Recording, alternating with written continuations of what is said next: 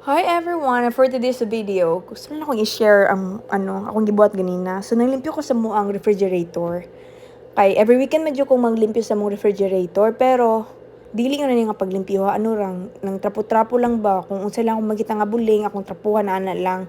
Pero ganina, nag-decide ko na kailangan akong hawas ang tanan para ma-organize ako siya maayo o labay to mga expired na items or mga dili na maayo na nga veggies or fruits. So, mo na akong gibuhat kanina guys. Dali lang kaayo. It takes mga less than an hour lang siya gun. Mga pila ra ka minutos pag nilimpyo ana lagon. Pero mas worth it ko siya kay lami kay siya sa mata pag limpyo na, di ba? And then gusto na akong malimpyuhan ang refrigerator before ko mag-grocery para pag na ng grocery, okay na siya, mas dali na siya ibutang ang mga bagay-bagay kay na-organize naman siya, lamin naman siya sa mata. So, mao na guys, gusto na akong i-share kay bas hindi ay na ay makitaan ni mamotivate og limpyo silang refrigerator and then manglimpyo dayon kay nang limpyo